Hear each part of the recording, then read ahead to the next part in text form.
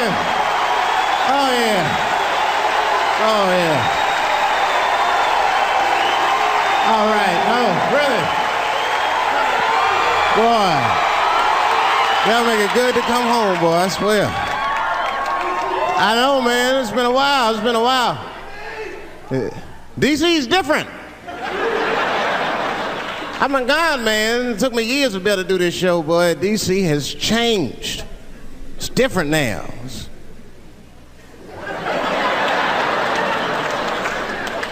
There's a lot of white people walking around, isn't there?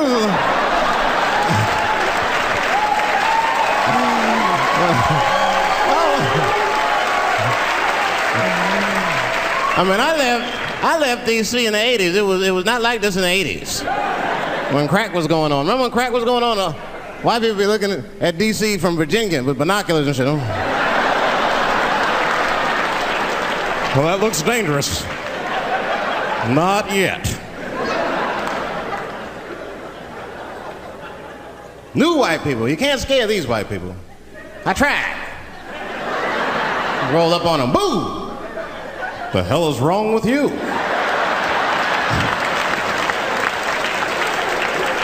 Those days are over. I'm glad that, like...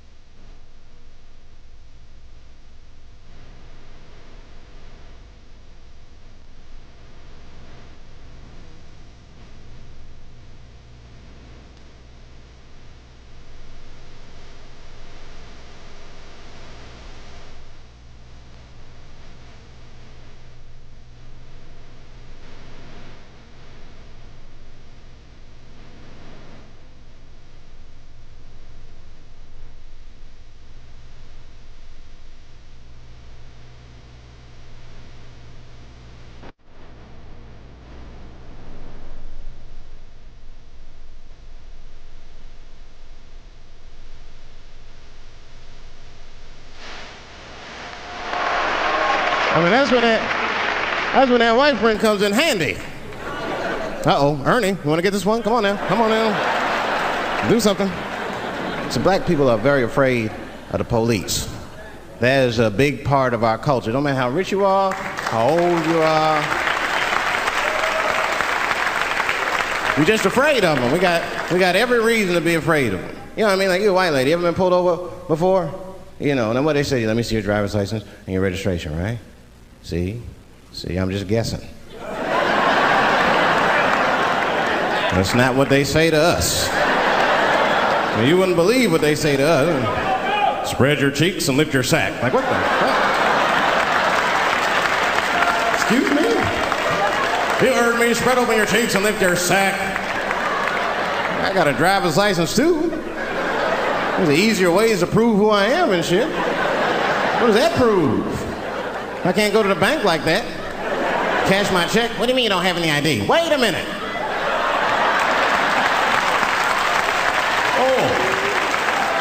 Oh, I'm sorry, Mr. Chappelle. Right this way. Why didn't you spread your cheeks in the beginning? Scared of them.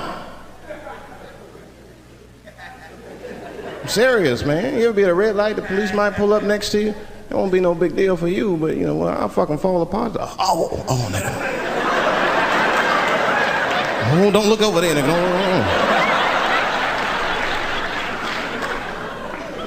But I didn't always know that was a black thing. It took me a while to figure that out. I learned that shit in New York. I was in New York City. Now, I was hanging out with a friend of mine. He's a white guy, you know. We were just hanging out. And we were lost in the city, you know, we were smoking a joint. Now, I don't know if it was a coincidence that we were lost and high and shit, but... my white buddy, he was smoking a joint. Dave, it's the goddamn cops.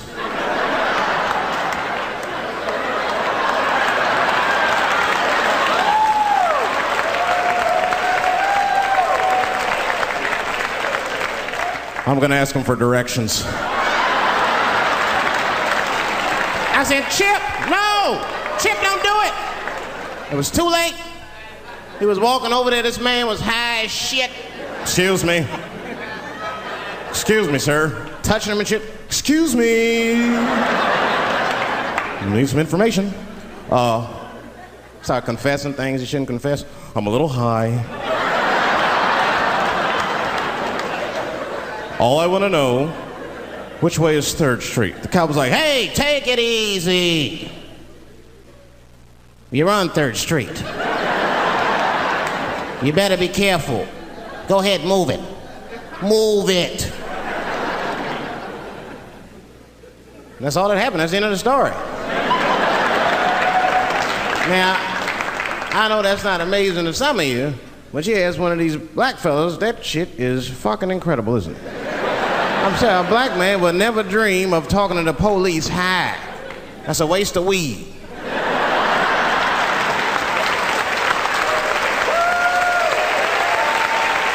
Serious. I mean, I'd be scared to talk to the police when I'm sleepy. They fuck around and get the wrong idea and shit. Oh my God. That nigger was on PCP, Johnson. I had to use necessary force. You saw him. No paperwork. Just sprinkle some crack on him. Let's get out of here. That's how it is. But at the time, I didn't think there was anything racial about it. I was just like, man, Chip, you got fucking lucky. You better be careful. But then another time, me and Chip are driving. Now, I'm not driving. Chip is driving, and he's driving a little crazy. He's been drinking. Now, I don't like to let my friends drive drunk, but, you know, I was smoking a joint. I couldn't really say shit to the guy.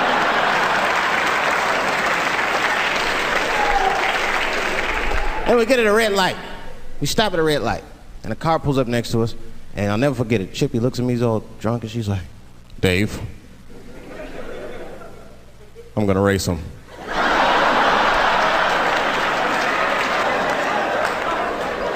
I knew it was a bad idea, but I was high. I tried to explain to him it was a bad idea, but all that came out was, well, nigga, sometimes you gotta race, I don't know.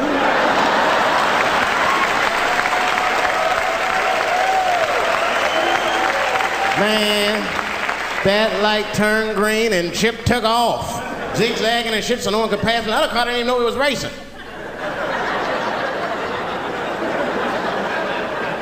Then the police seen us and pulled us over. Now you understand, I'm scared as shit. I mean, come on, the car smells like weed. I've been speeding, this man is fucking drunk. I was scared. Chip was not scared at all. It was weird, he didn't even turn his radio down. Isn't that weird a little bit? I mean, if you get pulled over, wouldn't you turn your radio down? Nobody want to get their ass beat to a soundtrack and shit. You know what I'm saying? Chip had the music blasting, we're not gonna take it.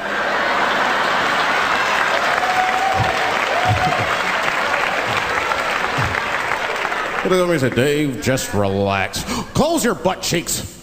Just relax. Let me do the talking. You wanna know what he said? This is almost exactly what he said. I couldn't believe it. He says, oh. Sorry, officer, I didn't know I couldn't do that. I was fucking shocked. The cop said, well, now you know. Just get out of here. Just get the fuck out of here. Chip said, okay, I will, sir. Thank you. What? What's wrong with you, Dave? I didn't know I couldn't do that. He said, that was good, wasn't it? Because I did know I couldn't do that.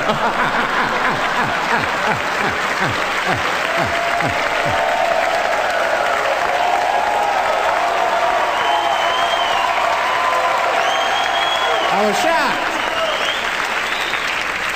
I wasn't shocked at the audacity of it. I was just shocked because I would have never thought to say that. I don't think any black dude would think to say that because they know we know the law. Every black dude in this room is a qualified paralegal and shit. He knows the law. I mean, if one of us even start to do something wrong, an old black man would pop out of nowhere. Nigga, don't do that. That's 5 to 10. Watch out. Well, we know the laws and the penalties. Guy Chip didn't even know he couldn't race. I'm not saying I don't like police. I'm not saying that. I'm saying I'm just scared of them. Nothing wrong with that. Sometimes we want to call them too. Somebody broke into my house once. It's a good time to call them, but I don't. The house is too nice. It ain't a real nice house, but they never believe I lived in it. They'd be, oh, he's still here. Oh my God. Open and shut case, Johnson. I saw this once before when I was a rookie. Apparently this nigger broke in and hung up pictures of his family everywhere. Well, let's sprinkle some crack on him and get out of here.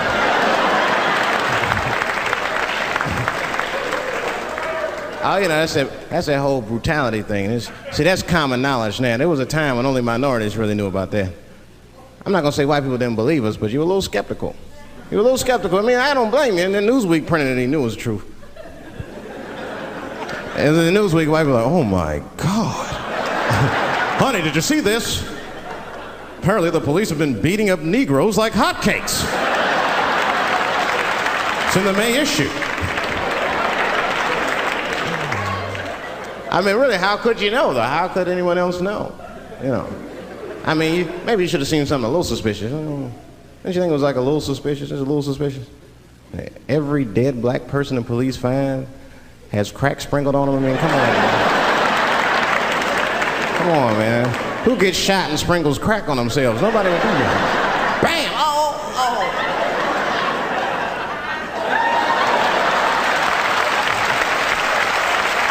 I don't want to leave no mysteries.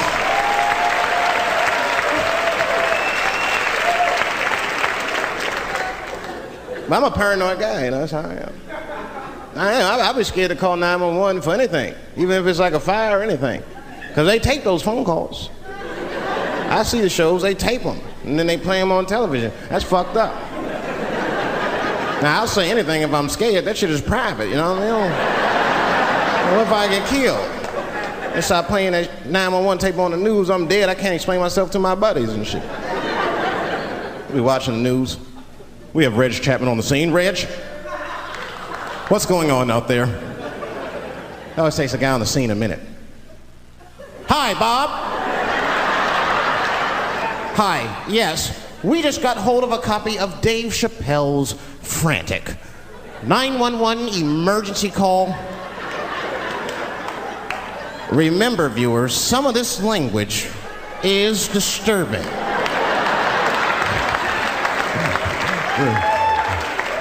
Hello, emergency. Help! Help, motherfucker, they're coming to get me! Just calm down, sir, where are you? Oh, I shit on myself. I can't stop crying. They play that shit 30, 40 times a day. All my buddies will be at my funeral looking at me. You know, Dave shit on himself right before me. I saw it on the news. Died crying like a bitch.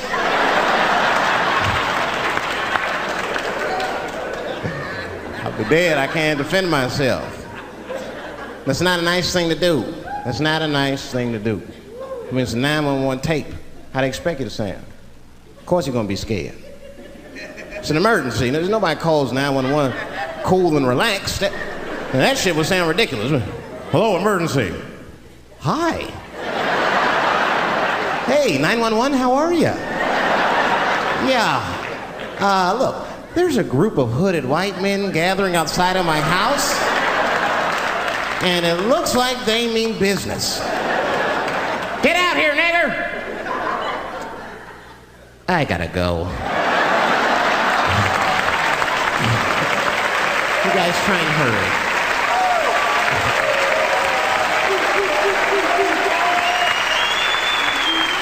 It's too much pressure.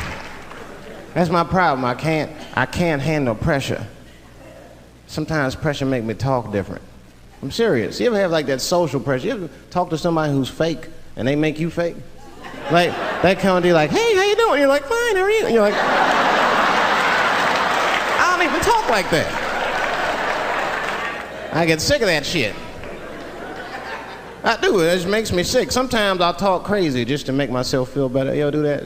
Just start talking like crazy. Like, you ever hear this voice? Man. That's how bad guys used to talk in the 40s. In the old days. See, I talk like that. Not all the time, but if somebody put the pressure on me, fuck it, I gotta cut loose. Like the police pull me over, I'll talk crazy. Son, do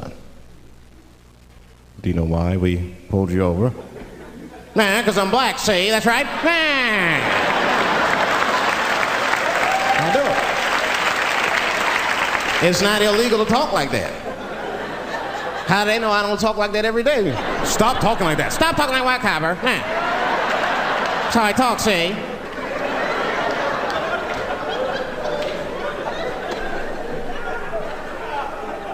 You gotta make life interesting like that, because the shit is flimsy. Life is flimsy. You think you're gonna live forever, you ain't not gonna live forever.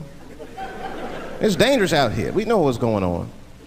I travel now, you know. I used to think DC had the roughest ghettos in the country. Nah, nigga, I have seen some shit now. Oh, there's some rough areas outside of DC. Yeah, everybody should go to the ghetto. I was taken to the ghetto one time. That's the worst. When you get taken and you're not expecting to go. You know, usually you want to know when you go in the ghetto, like, I'm going to see some wild shit. I got to prepare myself. I'm going to see something crazy. When you're taken, it's different. I had a limousine driver. It was after a show. It was late at night. It was like 3 in the morning. I had a limousine driver. He was a nice guy, talking to me and shit. Oh, hey, where you from, dog? DC? Word? That's a rough city, man. And his cell phone started ringing. Hold on 1 second. Hello? Oh, what's up, nigga? What? What the fuck? Slow down. What the fuck? No! Fuck that, nigga. Fuck it. I'm on my way. Woo.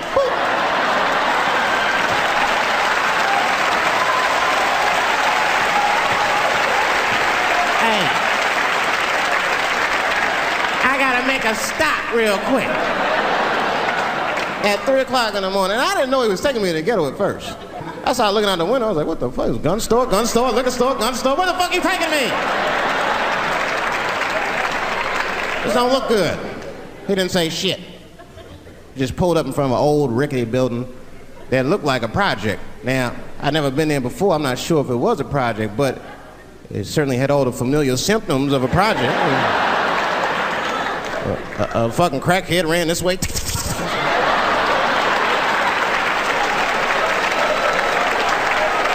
And then another one jumped out of a tree and shit. And I said, I'll be right back. And left me. Took the keys with him and just left me. At 3 o'clock in the morning, in front of a project, in a fucking limousine. This was not good. I was like, man, I gotta look around and see if I can see some landmarks and figure out where I'm at. Might have to escape on foot. Now, this is when I knew I was in a bad neighborhood. You only see this in the worst neighborhoods. Remember, it's 3 o'clock in the morning. It's 3 o'clock in the morning. I look out the window. It was a fucking baby standing on a corner. Look at this. And the baby didn't even look scared. He was just standing there.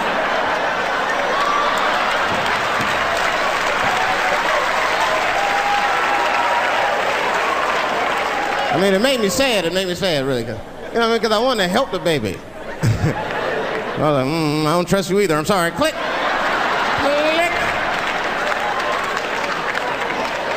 The old baby on the corner trick, eh? I'm not gonna fall for that shit. Where's this limousine driver? You know, I start feeling bad. As time goes by, I start feeling worse. Like, man, what is wrong with me? What the hell's wrong? I'm scared of a baby. And this baby could be in trouble. He might need my help. I gotta do something. But I wasn't gonna get out the car. I'm serious, man. I just cracked the window a little bit. There's an old limousine. I can roll it down.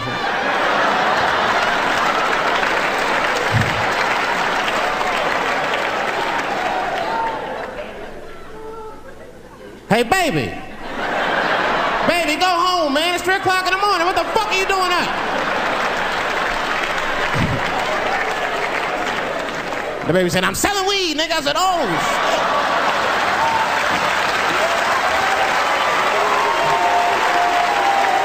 I wasn't expecting that. I'm serious. I had to buy 2 bags from him to calm my nerves. Let me get 2 cones. Got back in the car and rolled me a joint, man. So, that shit was scary, man. Every once in a while, like a crackhead would come up to the car and look in the window. It was like Jurassic Park and shit. He'd be looking on the car. Hey, get out of here, cracky. That baby was still standing there, man. Then I started feeling bad again. Yeah, weed make you feel guilty sometimes, you know. Man, what is wrong with me, man? I have just bought weed from an infant. I can't condone this kind of behavior. What am I thinking? I can't let the fear ruin my morals.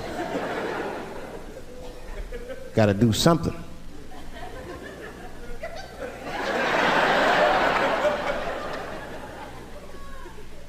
Hey, baby. Stop selling weed, all right? You got your whole life ahead of you.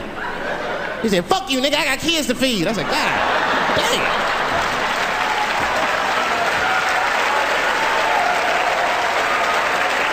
Sad. And just at that very moment, one of the crackheads was running across the street and got hit by a car. I know it was a hit and run. The police did it. That's all right. They sprinkled some crack on him and got back up.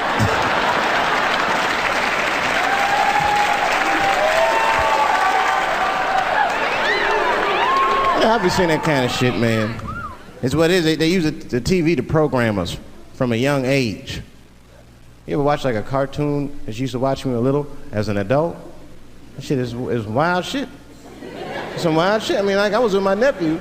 We sitting there, we watching Pepe Le Pew, and I say to my nephew, I said, now pay attention to this guy because he's funny. I used to watch him when I was little. And we watched the Pepe Le Pew, but I'm old now. I'm looking like, good God, what kind of fucking rapist is this guy? Like, take it easy, Pepe. My nephew was sitting there cracking up. Hee. See, sometimes you gotta take the pussy like Pepe. Like, no.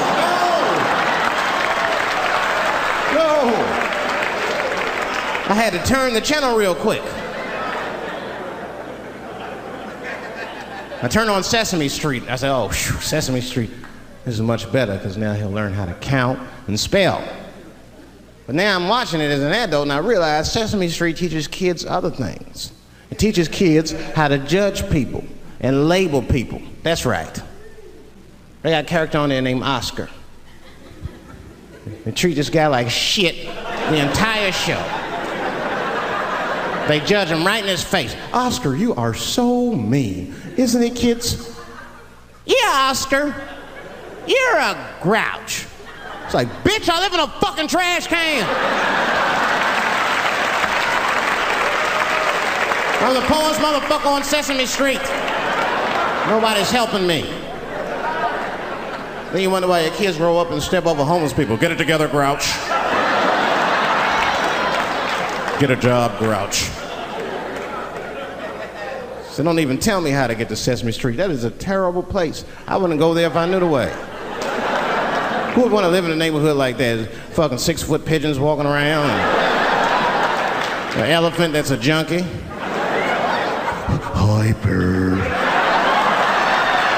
Yeah, that's right, Snuffy. Hi, bird, I'm sick. I need some smack, bird. The Cookie Monster with his eyes popping out his head, screaming, cookie, cookie, cookie, like, ugh. What kind of cookies are you talking about? Chocolate chips don't do that to people. And then had the nerve to put a pimp on there. They didn't come out and say he's a pimp, but I know a pimp when I see one. They called him the Count. Had a cape and everything. You could just see him pimping. Bitch, where is my money? You've been late 4 times, I've been counting. How many times must I smack you before you act right? 1, 2 smacks.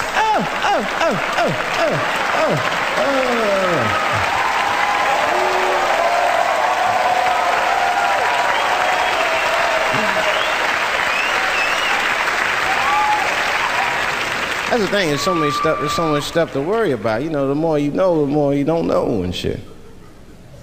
You know, like a lot of people be telling me, Dave, you know, you just gotta relax. The racism thing be bugging you too much. I be thinking about it. Sometimes shit'll happen. You know, a lot of black people can relate to this. Have you ever had something happen that was so racist that you didn't even get mad? You were just like, God damn, that was racist. I mean, it was so blatant, you were just like, wow. Like, almost like it didn't even happen to you. It was like a fucking movie. That was like you was watching Mississippi Burning. Wow. That happened to me. I was in Mississippi. I was in Mississippi doing a show, and I go to the restaurant to order some food, and I say to the guy, I say, I would like to have, and before I even finish my sentence, he says, the chicken. I'm like, what the fuck? I could not believe it. Could not believe that shit.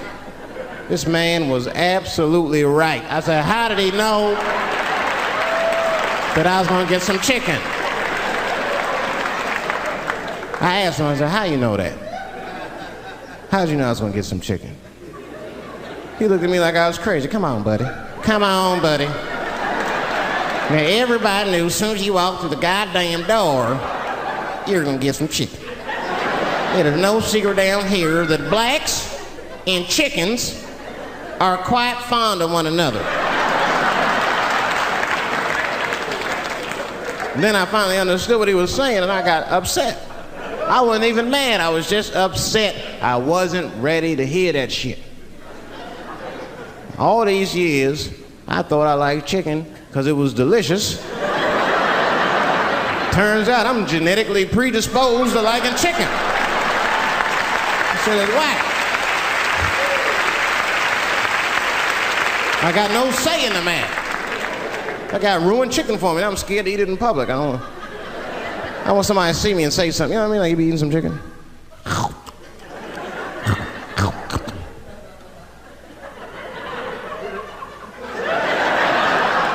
Look at him. He loves it. Just like it said in the encyclopedia. Look how happy he looks.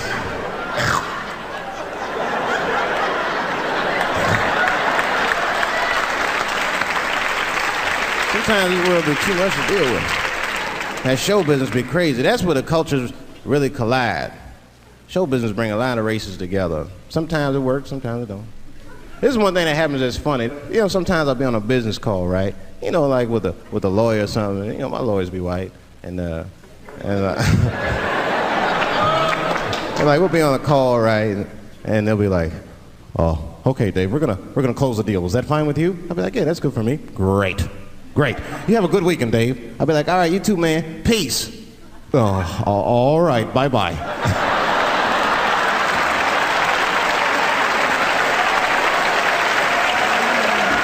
I don't know what to say, right? So sometimes I'll make up shit that's not even slang, just to see how they handle it and shit. It'll be the same business call. All right, we're gonna close the deal. Is that fine with you, Dave? Yeah, sounds good to me. Great. You have a good weekend, Dave. All right, buddy. Zip it up and zip it out. Oh. All right. Zippity-doo-dah. Bye-bye.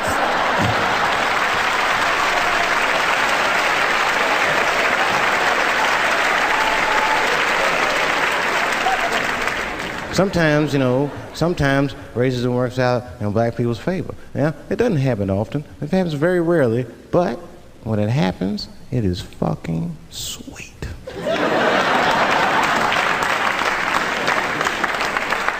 I'm serious. It's one time racism saved my life, man. I was on a plane. I was coming from overseas, and I don't know how this guy got a machine gun on the plane, but he stood up, man. He said, "Everybody, get on the fucking ground! Nobody look at my face!" I started freaking out. Because he was Chinese, I was like, why is he talking like that?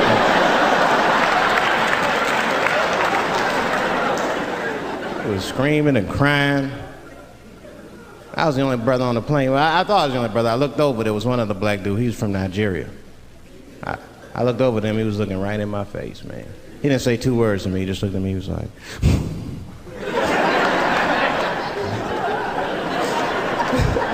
He didn't need to talk, I knew just what he was talking about. I looked right back at him, I was like...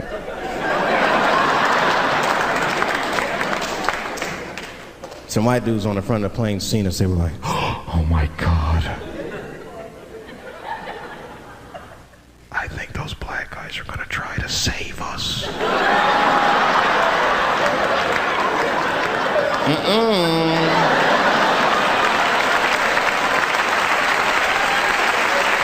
We were just communicating that we understood the situation. We were both seeing the same thing. What we understood was simple. Terrorists don't take black hostages. That's the truth. I have yet to see one of us on the news reading a hostage letter and shit. They is treating us good. We all chilling and shit. I'd like to give a shout out to Ray Ray and Big Steve and Central Newport.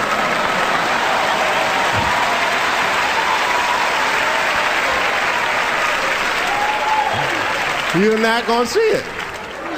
And terrorists are smart. They know what they're doing there, you know. They terrorists. They know what black people's bad bargaining chips.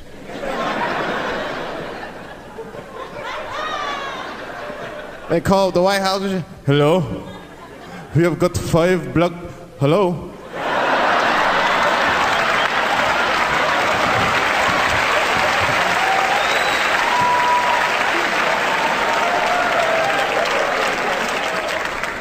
You'd be back in D.C. You know, I was thinking, man, this is an election year. I'm gonna ask you, you're a white guy, do you know who you're voting for yet? Don't know, do you? Now you see that? You see what just happened here? Let me tell you something, that is a cultural thing. He knows who he's gonna vote for, he's just not gonna tell me. See, I've noticed that. That is a cultural thing. White people do not like to talk about their political affiliations. It's a secret. You ever ask a white guy who's voting for you? "Hey, Bob, who are you gonna vote for?" Dave, whoa. Take it easy now. Take it easy. So anyway, I was fucking my wife in her ass, right? And I mean, it was something else. Yeah, but who are you voting for? Dave, come on with the voting. I'm trying to tell you about fucking my wife, you're asking me all these personal questions. They don't like to divulge that information because it matters to them. Black people talk about that shit. Black people will openly talk about politics. Black people will openly talk about beating up politicians and shit. If I see George Bush, I'll kick his motherfucking ass for cutting my Medicaid. Okay, they don't say it. Black people just say it. But there's a reason for that. It matters more for them. It matters more. Black people see even when I vote, right, which I don't, but even when I think about who I would vote for, right, I don't even look at their political policies. I just look at their character. You know what I'm saying now? You gotta read, no, I'm serious. You gotta read between the lines. Like, you know, you look at Clinton, and black people like Clinton, because we've seen him on the campaign. I saw one thing on the campaign trail. He actually just picked a black baby up and kissed him. "Come here, you little nigger baby." Mwah! Just kissed him. I said, I like that. He did not hesitate or nothing. You see George Bush Jr., he be then, ugh.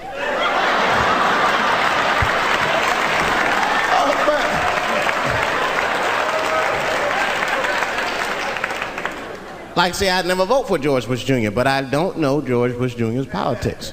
The only thing I know about George Bush Jr. is that guy sniffed cocaine. That's right. Now, listen, we cannot have that shit in the White House. That might be fine for a mayor, but goddamn it, not in the White House. Not in the White House.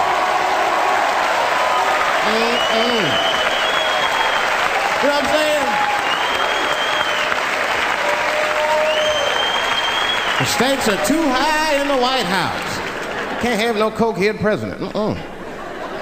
He'd be selling nuclear secrets for $20, $30 and shit. He'd be in meetings embarrassing America. Come on, sign the treaty, baby. I suck your dick. Like, what the? Mr. President. Like, Mr. President, that is not how we do business here, sir. Stop sucking the ambassador's dick. No, let him finish.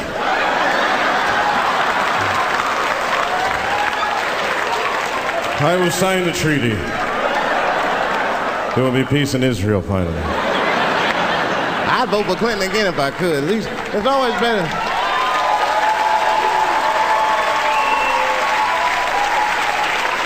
Now again, I'm not looking at his politics. Don't know what his politics are. I'm just looking at his behavior.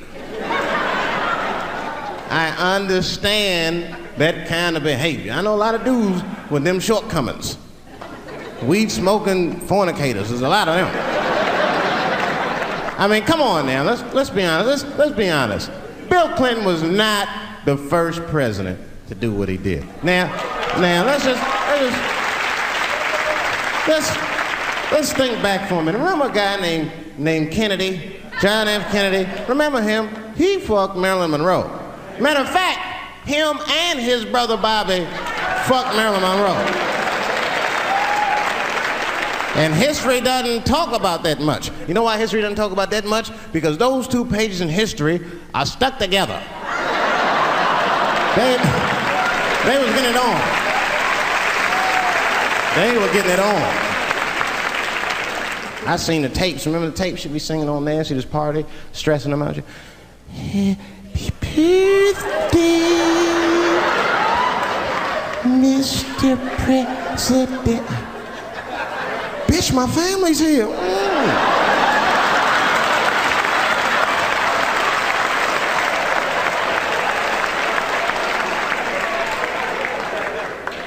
Clinton did the same thing, but he didn't do it like that. Because it's the year 2000, he's busier than Kennedy was. He was a busy man. Clinton did that kind of thing the way busy men do it. You know what busy men do? They fuck who's close to them. I can tell that's what Clinton was up to. Looked like he just stuck his head out the office door and shit. Oh boy. You, come here. I made my penis suck for my 3:30, come on. Oh boy. He's probably looking at Kennedy's picture and shit. Oh.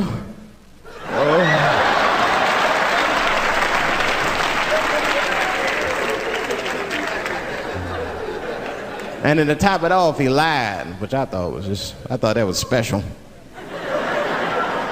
I did, man. I know how he did. I've been accused of having sex with a girl I did not have sex with before, and let me tell you something, that shit is infuriating. You ever go through that, you know, it'll make you crazy. You be screaming at your best friends, I didn't touch that bitch, nigga, I'll kill you. Fuck you, nigga, I'll kill you. Please believe me. Please believe me.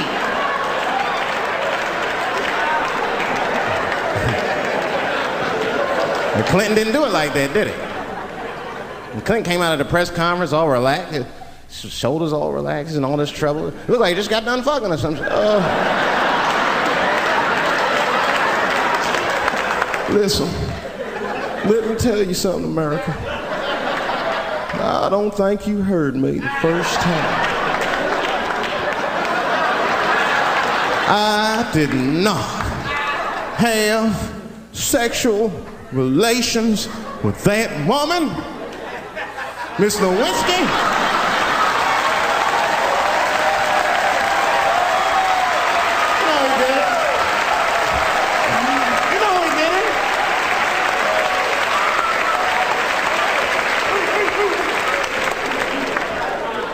Nobody knew what that finger smelled like. Nobody cared. Nobody cared. We all watched. We was disgusted, but we kept watching the news. I know I did. I was taping it. See, I'd be at the crib like, baby, turn the lights off. The news is coming on.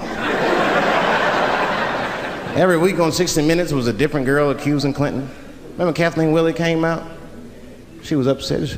The president called me into his office. He began massaging my breast slowly. I'm sorry.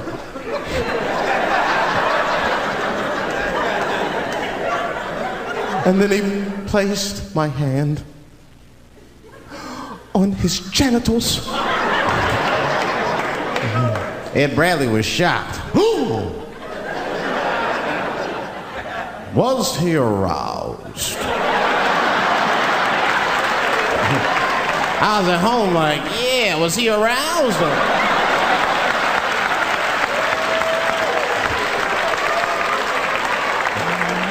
And then Ed Bradley looked right in the camera. He said, don't bust that nut yet. We'll be right back.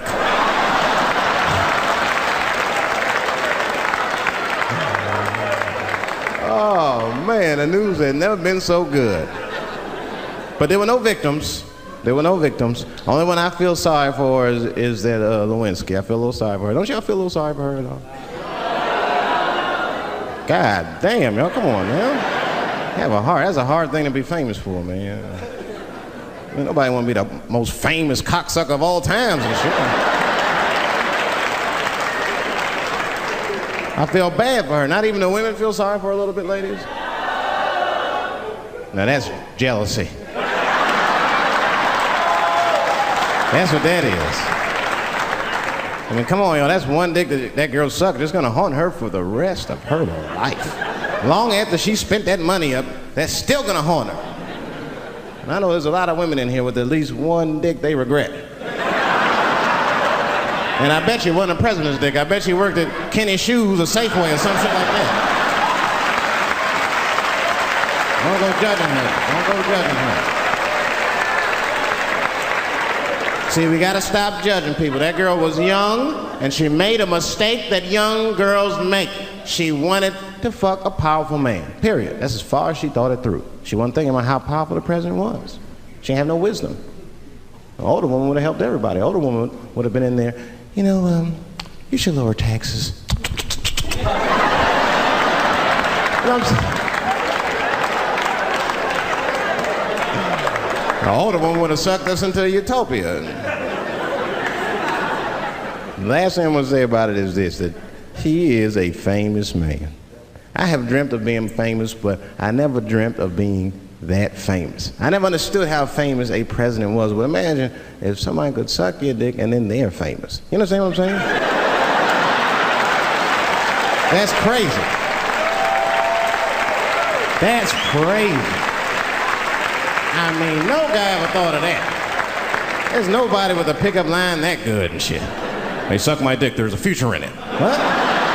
Oh, that's it now. Get out there and be somebody. Go write a book. You're a qualified author now. Go write a book. I said, I'm in the wrong business. I should be the president.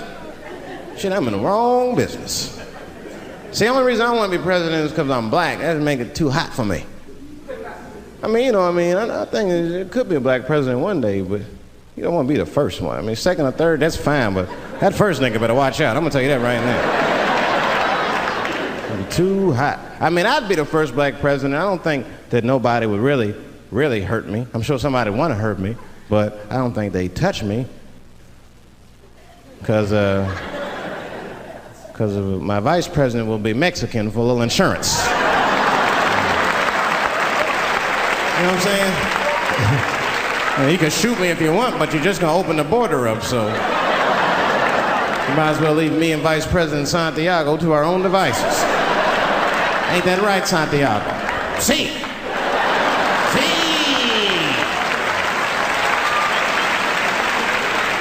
Elian can stay. Don't worry, I don't got no Elian jokes. All I'll say about Elian is thank God he's Cuban. Because if he was Haitian, you'd have never heard about his ass.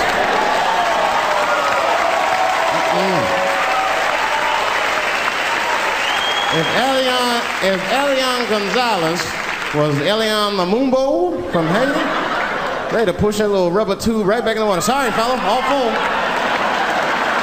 Good luck. The only thing in our society that bothers me the most is the way that men and women don't get along no more. That's really what's bugging me about it. Men and women just don't get along. Like, I hear women say this all the time. I know a lot of you sisters be like, chivalry is dead. Don't you? Don't y'all feel that way? Like men aren't gentlemen anymore? That's right. Chivalry is dead. And women killed it.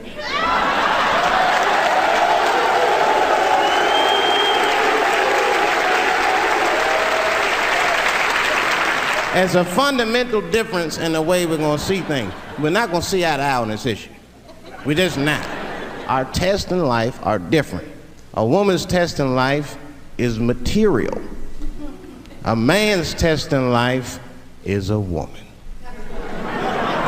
Now, by test, I mean that those are the things that we desire. Men have nice cars. Not because they like nice cars, because they know women like nice cars.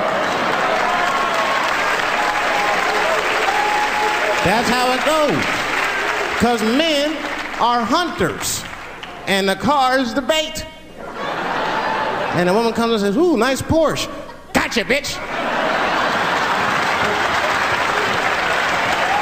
That's how it is. That's true. Come on now, you go to a woman's house, her house be comfortable as shit. Women love comfortable surroundings, so men get comfortable surroundings. But let me tell you something. If a man could fuck a woman in a cardboard box, he wouldn't buy a house. But that's still not where chivalry got killed. Chivalry got killed by the feminist movement on the magazines that got women going crazy, because women got too much advice about men from other women. And they don't know what the fuck they're talking about.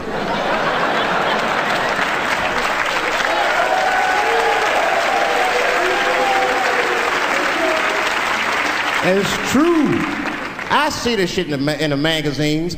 I don't read them, but I be seeing the cover. I be in the grocery store, fellas, you look at one of the magazines, like, what is this? And they say on the cover, 100 Ways to Please Your Man by some lady. Get out of here. Come on.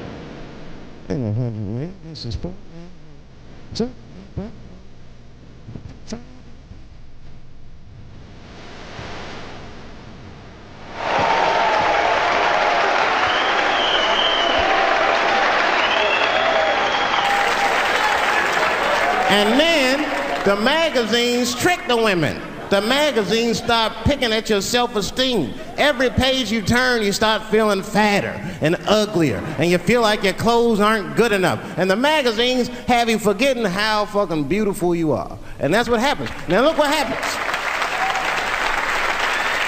And then you forget how beautiful you are, and we all suffer. If pussy was a stock, it would be plummeting right now because you flooded the market with it. You're giving it away too easy.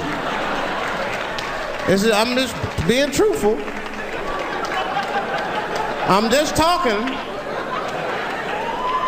It would plummet. We'd be watching the news today. Pussy plummeted again on the NASDAQ. Gold is up 10 points. You can see it. You ever have this happen? This is how confusing it is. This is the practical application of what I'm talking about. Like a guy be out, this happens to a lot of guys, you be out at a club, bar, right? You're kicking with your boys, and a girl walks by, and man, she looks good. She looks good. Not good in that classical way. I mean, you know, I'm talking good like she got half her ass hanging out her skirt. Her titties are all mashed together, popping out the top of her turtleneck and shit.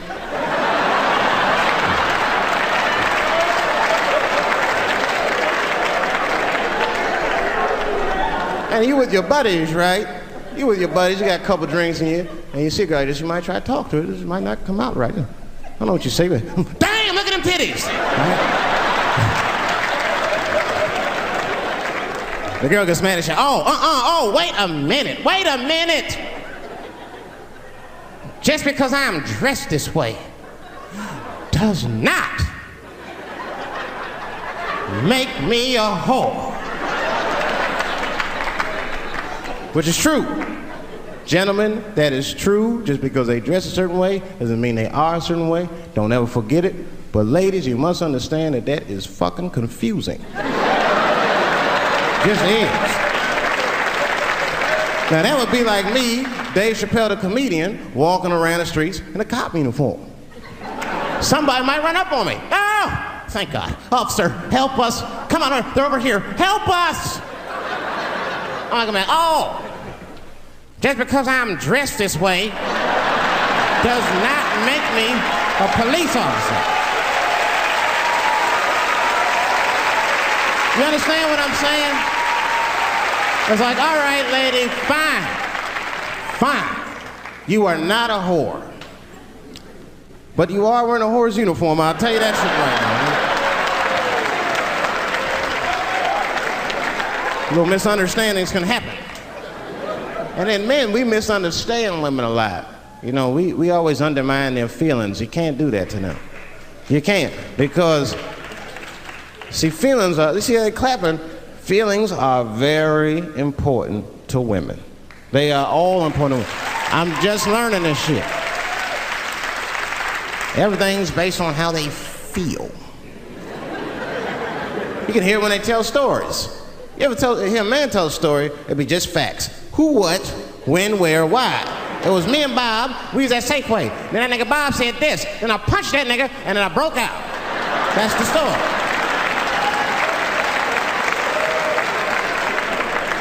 That's the story. Women tell stories, all these feelings. Well, first of all, you have to understand, I was on my period, and I just talked to my mother, so I was feeling like, God damn, there's too many feelings. What the fuck happened? Get to it. But I gotta talk about them. Gotta talk about them. That's how they always get me. I'll be sitting there, watching TV, chilling and shit. My old lady come up to me. David, we need to talk.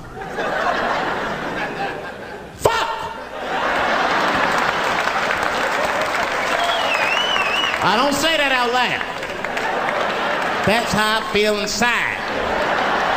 Because I know every time we need to talk about some shit that I gotta do. We don't ever have to talk about anything she needs to do.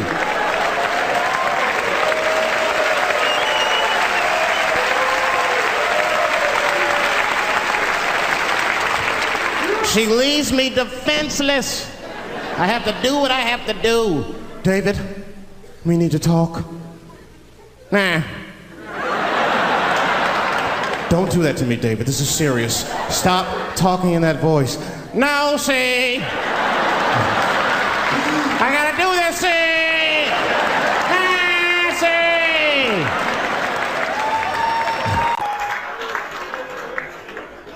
I complain, but I'm happy I'm with somebody. I don't want to be single. I don't like that. Sometimes you go to them single clubs, you see too much. I was on the road, one club, and I seen a thing they call a thong contest.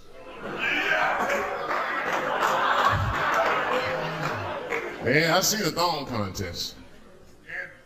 Yeah, it's some scandalous shit, all right.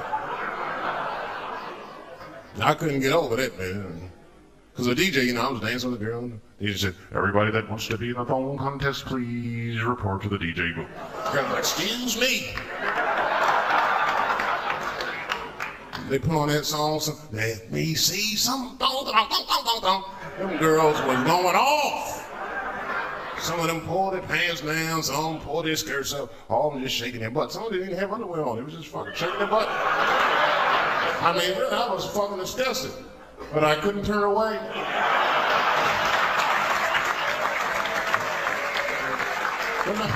Please, for the squeamish, just plug your ears. All right, one of the girls, you get so into it, there's no cops around, right? But she actually, I'm sorry to tell y'all this, she spreads her butt cheeks open. She spreads her butt cheeks open in the middle of a crowded disco, right? I was disgusted because I was like 10 yards away from her. I was like, oh my God.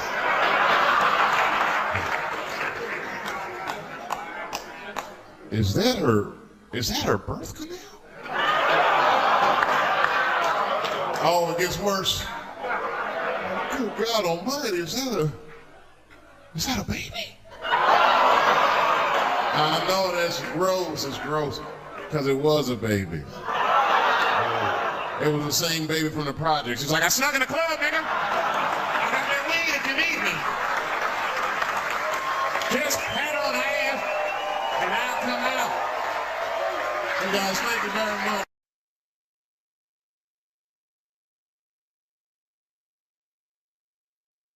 Sometimes the funniest thing to say is mean. You know what I mean? It's a tough position to be in. So I say a lot of mean things. But you guys got to remember, I'm not saying it to be mean. I'm saying it because it's funny. And everything's funny till it happens to you.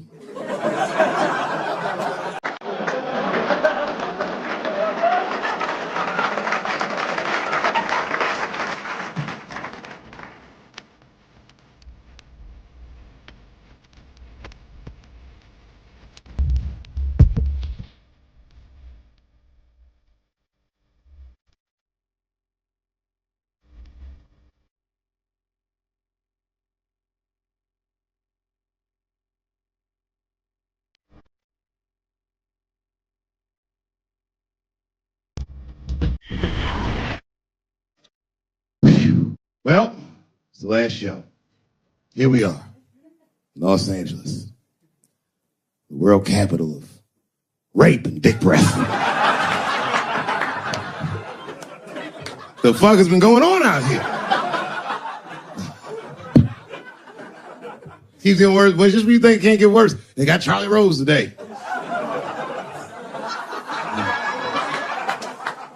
It's gonna be a quiet morning on the news tomorrow. Charlie Rose, who's next? Captain Kangaroo? Everybody is raping like hotcakes. I, for one, am starting to get worried. You know, I've been in show business 30 years.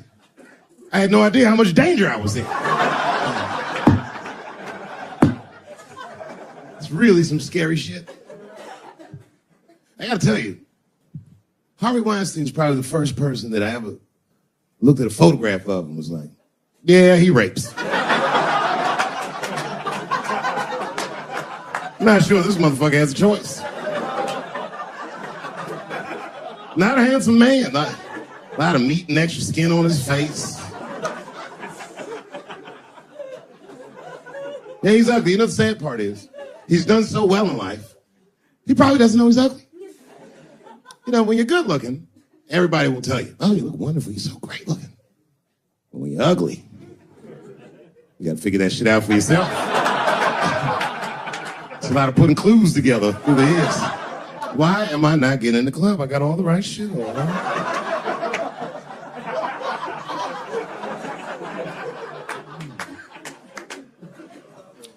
If it was Brad Pitt doing that shit, you wouldn't have heard a peep. The girl just come back down like, I got the part.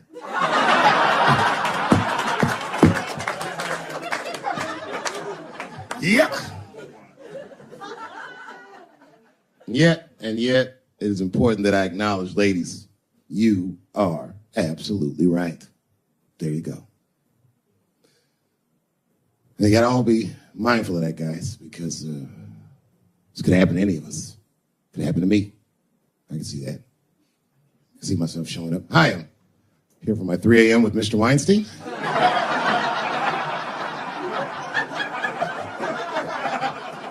Hey, Harvey, I got your text. I'm here to talk about the script. Seems like it's going to be hard to read in candlelight, but I guess I could try.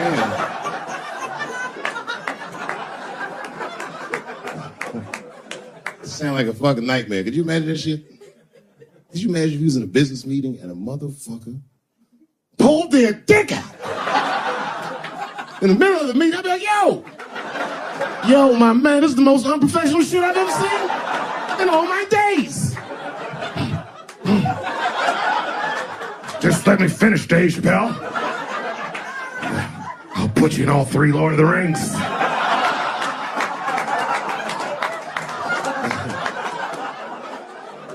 Hurry up, nigga. I have other meetings tonight.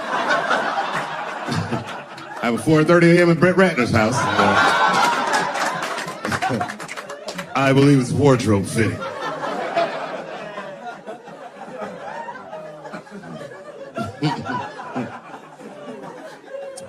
Wow. I mean, it is really bad out here, isn't it? Kevin Spacey's out here grabbing men by the pussy. I didn't even know that was possible. Jesus Christ. You got the guy from Star Trek, The Next Generation. That's what we got. Last time, it sounded like he was more than that, but that's who set it off.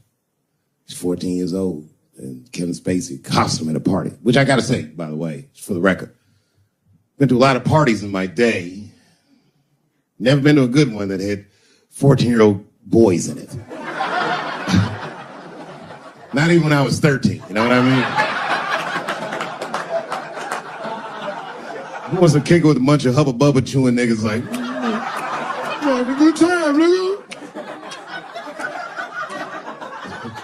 Yeah.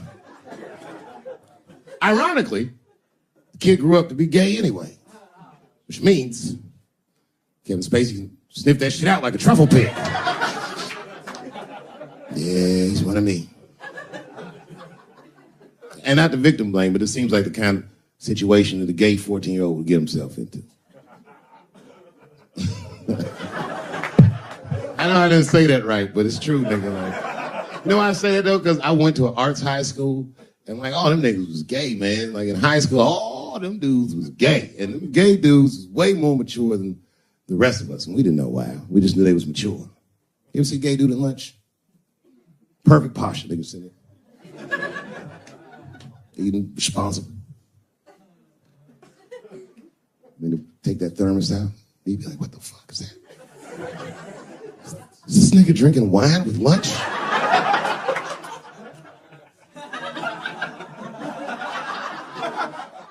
We didn't know what it was.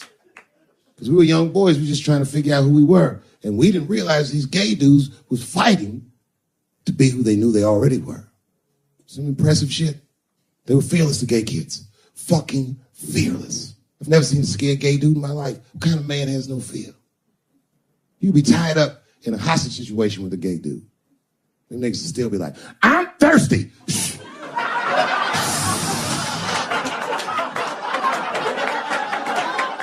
I'm thirsty, David. I need something to drink.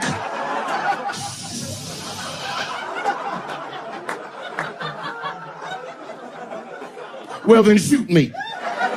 I would rather die of a bullet than dehydration, nigga. I am thirsty. I need some water.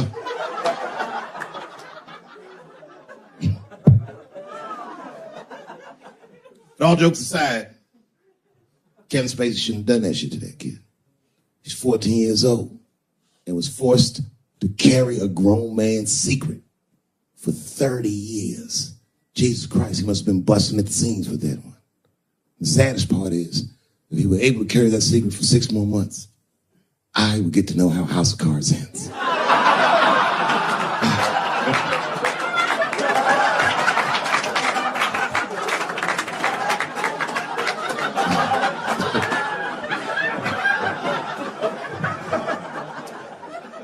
Yep, ladies and gentlemen, these are dark times. New York Times said that Louis C.K. jizzed on his own stomach. You know, I've busted a lot of nuts in my day. None of them were newsworthy. Shit was really gross, but they didn't just say it like I said it. They didn't just say jizz on the stomach. They said it in that fucking Pulitzer Prize winning style that the New York Times has. It was very descriptive, like, you know what I mean? Louis C.K.'s semen shot out like a volcano of misogyny, slowly drizzling down like lava, covering his freckled penis as it slowly dripped to a fiery crown of red hair. Jesus Christ, I'm trying to eat some huevos rancheros and this nigga's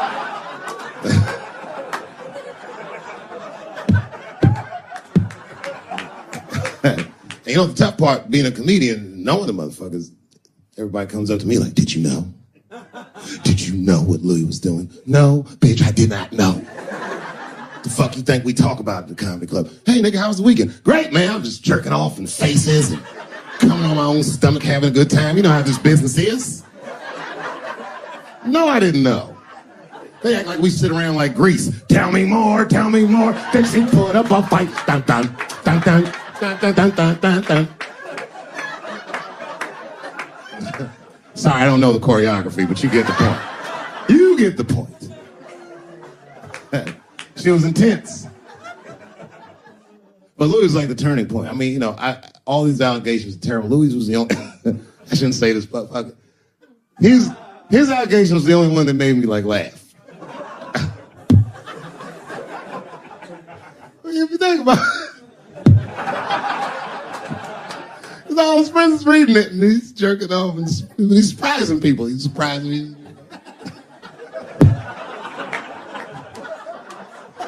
I just picture all the comics in comedy just reading it like, what?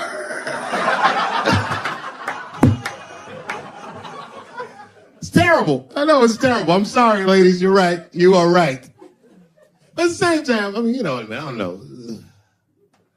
Jesus Christ, they took everything from Louis. I was like, I don't know, it might be disproportionate. I can't tell. I can't tell. This is like where it's hard to be a man. One lady said, Louis C.K. masturbating in front of me ruined my comedy dreams. Word. Well, then I dare say, madam, you may have never had a dream. Come on, man, that's a brittle spirit. That is a brittle-ass spirit, nigga. That shit is too much. It's a grown-ass woman. You know what this shit is like? It's like COINTELPRO. You know what that is? It's a program that the FBI had under J. Edgar Hoover. In this program, one of the many things they did was they would track the sexual habits of anyone they considered an enemy of the state. It was a lit button. That's why they got all these fucking sex tapes for Martin Luther King fucking bitches. But lucky for us, he actually had a dream. You think if Louis C.K. jerked off in front of Dr. King, he'd be like, I can't continue this movement. I'm sorry, but the freedom of black people must be stopped. I didn't know this nigga was gonna pull his dick out and jerk off like this. I just thought we were gonna get a couple of drinks and chill.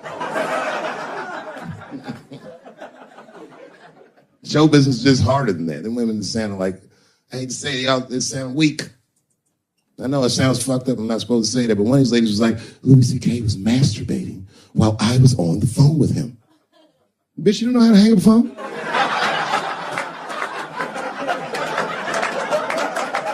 How the fuck are you going to survive in show business if this is an actual obstacle to your dreams? I know Louis is wrong, ma'am. I'm just saying I'm held to a higher standard of accountability than these women are. Don't forget who I am. Don't forget what I am. I am a black dude. And don't ever forget how I got here. My ancestors were kidnapped. I don't even know where the fuck I'm from. They were put on the bottom of boats. They sailed them across the Atlantic. Many of them died. Only the strongest survived. And once they got here, they beat the humanity out of my people. They turned us into beasts of burdens. They made us do their work. And the irony is, hundreds of years later, they called us lazy. We fought in the Civil War. We damn near freed ourselves. Then in Reconstruction, black people did great. My great-grandfather was a very wealthy man. But then the black codes came. Jim Crow came. And it was 100 years of unspeakable oppression again. Lynchings, all kinds of terroristic acts to keep us in the margins of society. And yet we still fought. And Dr. King was born. And then things got better. 20 years after Dr. King was assassinated, Michael Jackson was moonwalking on television. Something, something, something. Barack Obama.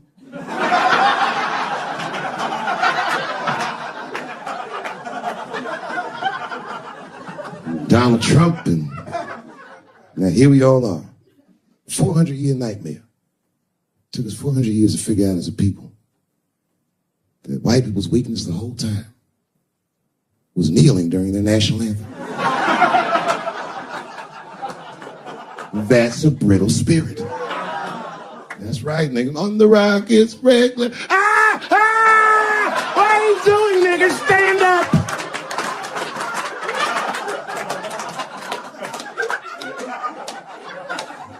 The vice president of the United States got involved.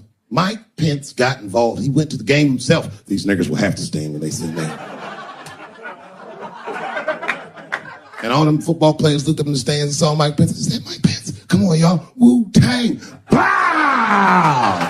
Oh! Foiled. Brittle spirit. I could kill every white person in America at one time. You know how I'd do it? I would just wait for the Super Bowl. And right when they sang the national anthem, I'd have O.J. Simpson walk to the 50-yard line with them bad knees. Is that O.J. Simpson on the field? What the hell is he doing here? Oh, I know what he's going to do. Stop him!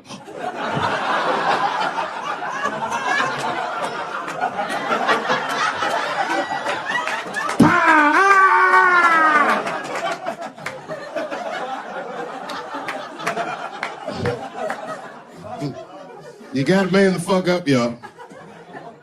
I don't mean to be disrespectful because, man, I know you're upset what I said, but you know, I know you're right. But come on, baby, it's me. I was right once. Remember that?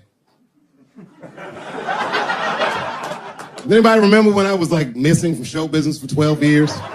Remember when I had like this really popular show and I quit? I remember I walked away from $50 million. A lot harder than walking away from Louis' freckled dick.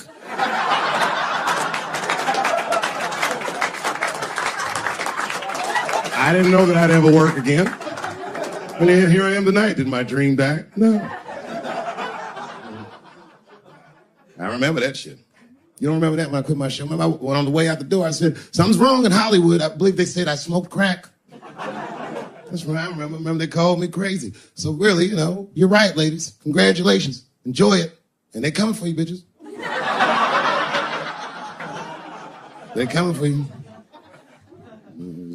One person that's uncomfortable, knows the most uncomfortable motherfucker in the room, the nigga that's right. I was right at an orgy once. Nobody fucked me. I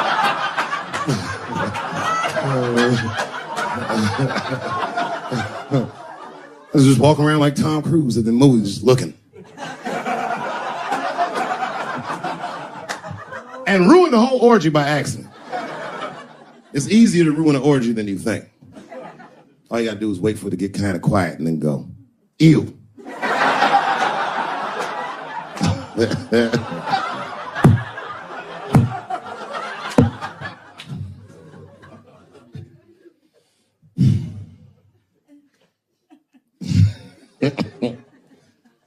I know I feel bad. But I just feel like this is all happening for a reason. And ladies, I want you to win this fight. 10 years ago, I might have been scared, but, you know, I got a daughter now, so if you win, she wins. So I'm rooting for you. And I agree with you.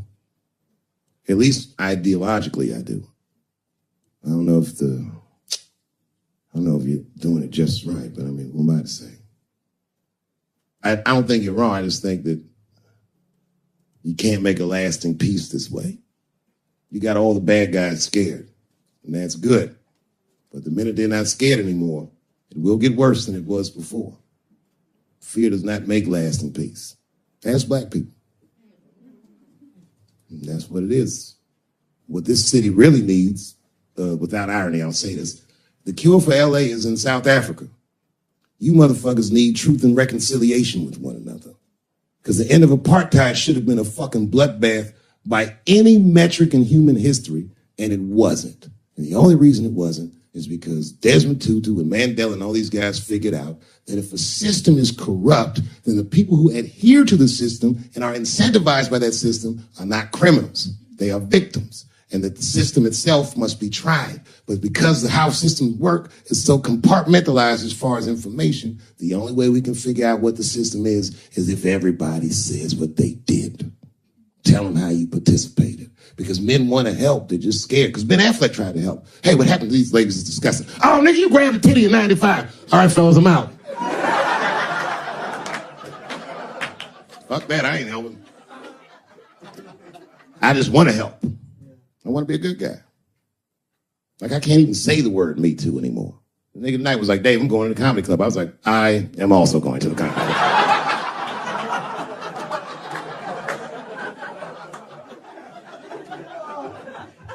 And I didn't even know it was happening, but I guess I became like a feminist in the last 3 weeks because I can't watch porn the same. Like I watch it sometimes, but I can't click on these motherfucking thumbnails, not with those titles. Guy crams young girl in the ass with hard right. I can't click on that. Come on, nigga, give me something I can click on. Dude gets sucked off by a midget. Little person, I say to myself.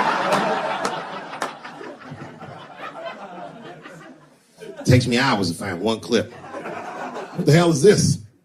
Marginally groomed feminist enjoys consensual sex with a vaguely homosexual guy with penis the same color as mine. Click.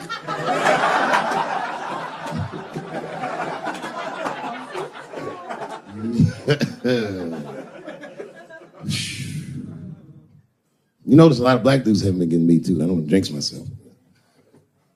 You know why? Obviously, black women go through the same thing, right? The reason is because black women from slavery won't tell on us because they know that no matter how bad we black dudes are, white dudes are very mean. They're scared to see us get punished. My wife is Asian. She tell on me in a goddamn second.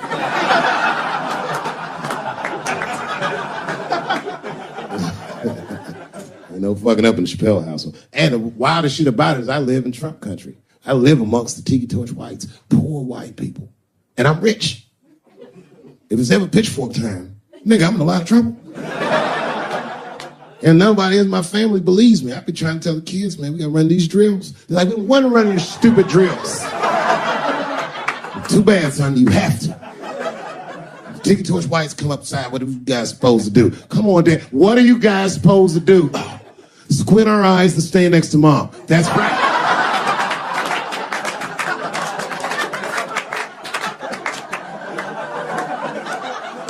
And what are you gonna bring me? Your gun and your groundskeeper uniform. That's right. I'll go outside and see what they want.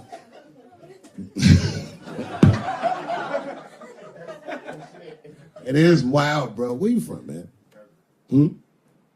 Where you from? New York. You from what, Manhattan? Brooklyn. You are from Brooklyn, aren't you? You look like you can rob somebody with a hammer.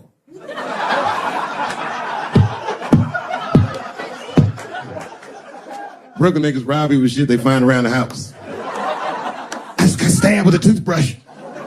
This nigga must be from Brooklyn. I'm following around. Yeah, man. Well, you ladies are right. To be honest with you, your lives look terrifying to me. They do, man. I know nothing about being a woman, but I know fear. Yo, I used to live in New York when I was 17. And I couldn't even pay my bills. You know what I did to make money? I used to do shows for drug dealers that wanted to clean their money up. One time I did a real good set, and these motherfuckers called me in the back room. They gave me $25,000 in cash. I was probably 18, 19 years old. I was scared. I thanked them profusely. I put that money in my backpack. I jumped on the subway and started heading towards Brooklyn at 1 o'clock in the morning. Never been that terrified in my life. Because I never in my life had something that somebody else would want. I thought to myself, Jesus Christ, if motherfuckers knew how much money I had in this backpack, they'd kill me for it. Then I thought, holy shit. What if I had a pussy on me all the time?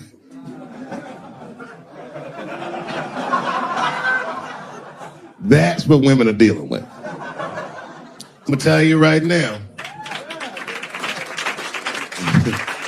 It's real talk.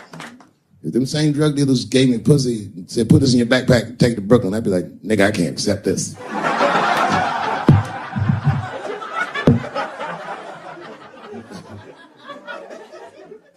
I empathize, man, you know. Everybody gets mad because I say these jokes. But you understand that this is the best time to say them. More now than ever. And I know there's some comedians in the back. Motherfucker, you have a responsibility to speak recklessly. Otherwise, my kids may never know what reckless talk sounds like. The joys of being wrong. I didn't come here to be right. Just came here to fuck around. It's hot in here suddenly, isn't it?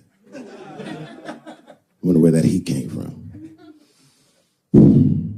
I wonder what happened to me. Where did I go for 12 years if I wasn't raped?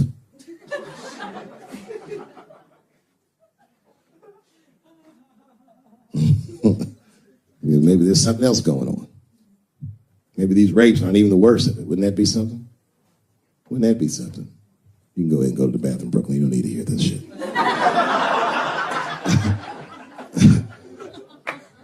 You see that motherfucker right there?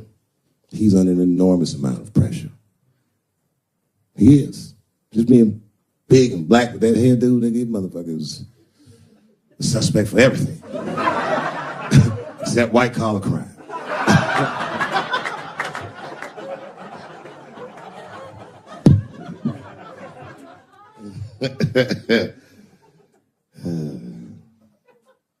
Sometimes I want to talk about where I went, but y'all don't even want to know. I was gone for a long time, nigga. I was in the upside down.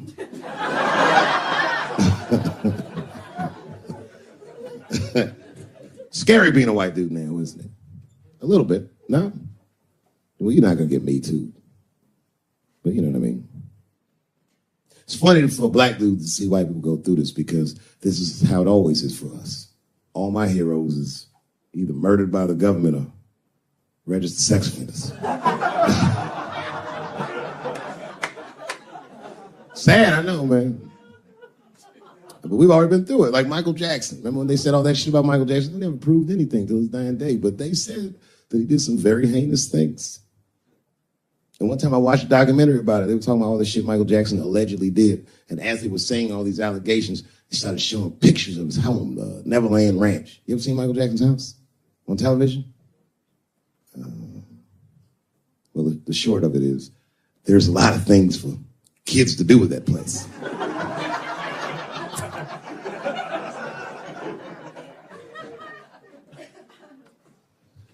And I saw the whole thing, exotic animals and Ferris wheels and merry-go-rounds and shit. And the more they showed it, the more certain I was that I don't think Michael Jackson did any of those things they said he did. His house didn't look sexual. It looked like he was flossing on those motherfuckers. It didn't look like he was trying to fuck kids. It looked like he was just trying to impress them. Like, this nigga's Jay-Z for kids. Like, he just walking through his house. This is my cotton candy machine. It makes 3 tons of cotton candy a day. You know, all the cotton candy you want. This closet is filled with nothing but custom-made karate slippers. Isn't that cool? Shall I have my monkey bring us more cupcakes? Hey guys, let's watch a movie. What movie do you want to see? Home Alone. Oh, no, don't touch the DVD player. Macaulay Culkin's here, he can act it out. Come on, Macaulay. Act out Home Alone for my guest. And them kids was like, man, you are all right, mister. This is fantastic, man. We had you all wrong. All wrong? What? I don't understand. What do you mean? Huh? Oh, well, you know, man, we thought it was going to be the usual thing. You're going to have us come over and give us some wine cooler and, you know, suck our dicks. What? Suck your dick? Oh, you faggot-ass kids. Why trying to suck your dick, nigga? I was trying to show you a better life. Bubbles, get these kids the fuck out of my house. You're just like everyone else. Hollywood is no place for moral absolutism. You know what I mean? We must never forget that R. Kelly peed on a 15-year-old girl. And he also wrote, I Believe I Can Fly. Same guy, same lifetime. If I showed you that video of him peeing on that girl and scored it to I Believe I Can Fly, he'd be torn. I used to think that I could not go on. You would know how to feel. If I can see it.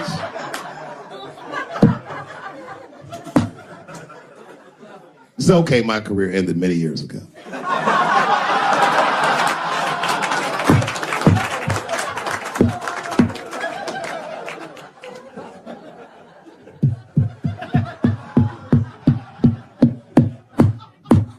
Order.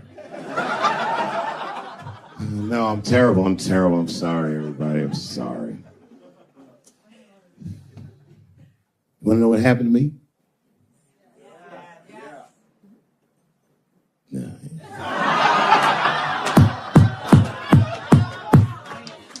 tempting, but I don't want to talk about it.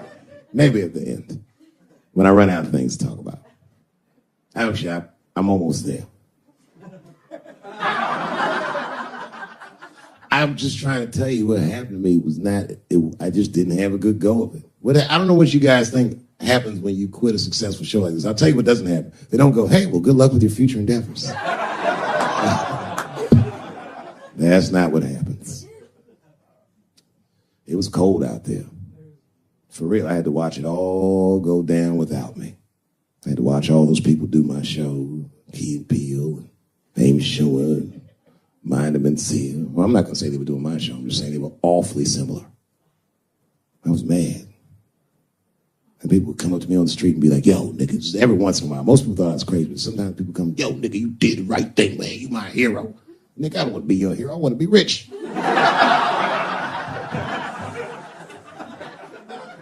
Never choose to be a hero, because heroes die uncomfortable deaths. All I wanted to be was Paul Revere. I just needed one heroic moment, you understand? Paul Revere's ride was only one night. And then 40 years of him being like, hey, y'all, remember that time everybody was asleep and I was up and the British was coming? Boy, it's a good thing I was awake, nigga. Everybody be dead.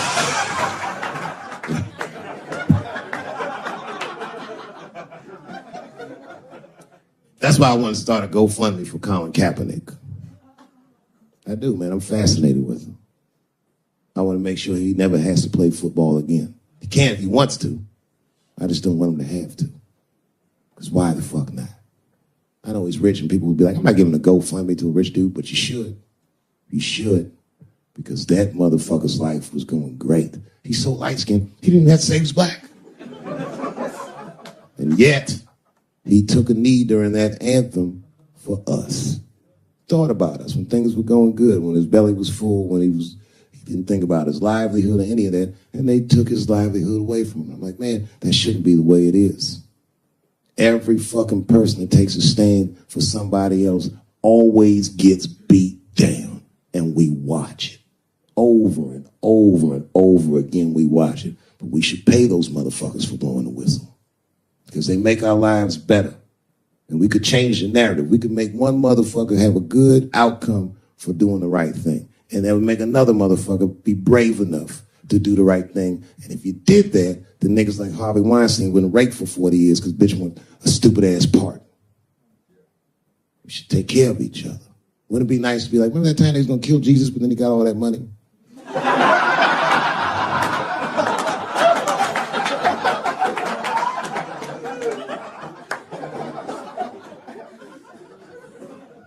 Real talk, man. It's not a racial thing. It's about us making our society better. It's about like even these women that are coming forward and they will say they're brave, and many of them are. And a few of them sucked the dick and got buyer's remorse.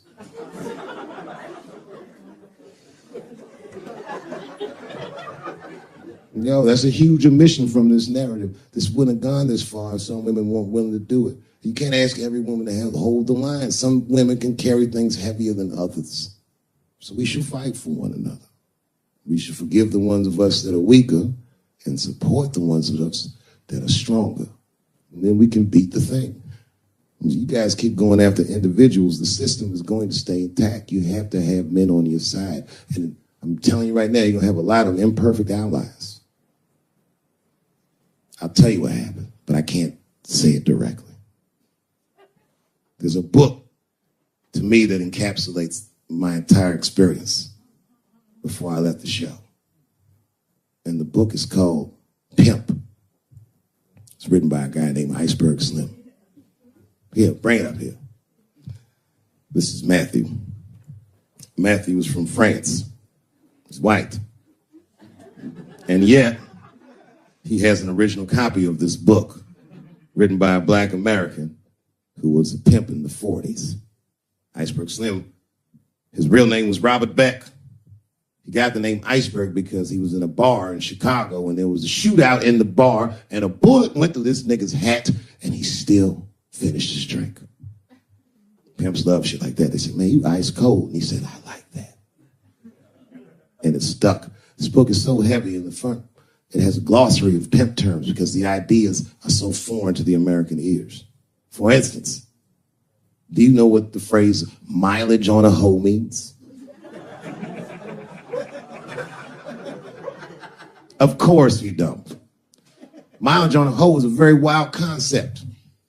It means that pimps understand there's a finite amount of bad shit a person can do before they'll lose their fucking mind. And a good pimp can look at a woman that he's never seen before and call it, she's good for 500 fucks. That's her mileage. Anything over that, that bitch is gonna spill. They do it to you. Why the fuck do you think most of us work from 9 to 5? 9 to 6 might kill a bitch.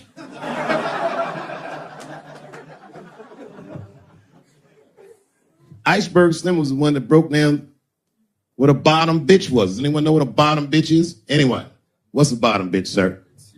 It's your prostitute that's the best out of all of them, that brings in the most money. That's right. That's exactly right. Are you black? That's right. A bottom bitch is a pimp's number one hoe. She's even a bitch that helps him keep the other bitches in line. I will repeat. She's even the bitch that helps him keep the other bitches in line. If the pimp was McDonald's, then the bottom bitch is French fries. The rest of them bitches like fish sandwiches and cherry pies and shit like that. Iceberg Slim breaks down some of the coldest capitalist concepts I've ever heard in my life. He describes in detail how these men break women so that they will give them the money that they make with their own bodies. There's a story in here so cold it makes me shudder to think about it. Well, Iceberg Slim is trying to control a woman that he finds uncontrollable. So he asks older pimp how he can rein her in. And the older pimp says, oh, that's easy, Iceberg. All you have to do is beat that bitch with a coat hanger and then run her a bath and give her some pills. She'll be so grateful that you fixed her that she'll forget you were the motherfucker that beat her in the first place. That's some cold shit. Now, the end of this book, Iceberg Slim tells a story. It's kind of the crescendo of the book. And in the story, Iceberg Slim's bottom bitch is at the end of her mileage. If she was good for 500 fucks, she was at 498. She was bubbling. You could see it. She was going crazy. She started saying all kinds of shit. Oh, I always wanted to be in the circus. Circus, this bitch is loose. I can juggle too, you know. Juggle. He had to let her go. It's hard to let her go. A bottom bitch go. And he wasn't ready to let her go because his organization couldn't handle losing her. But she didn't know that. She didn't know how important she was. So what he did was he called her to a diner.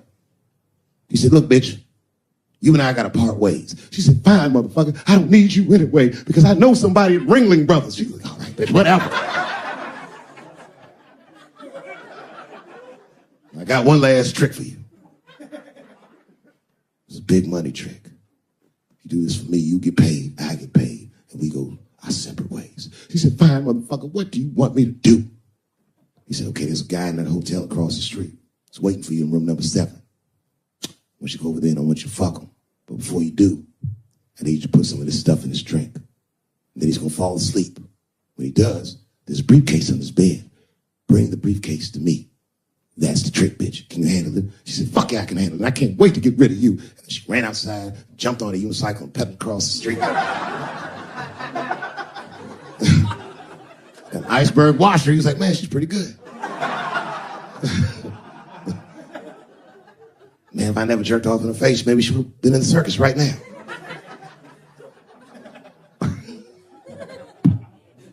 And she runs up to the motel steps and she disappears in room number 7. And she's gone for a real long time. Real long time. So long, in fact, that Iceberg got a little worried. But then, suddenly, she came back.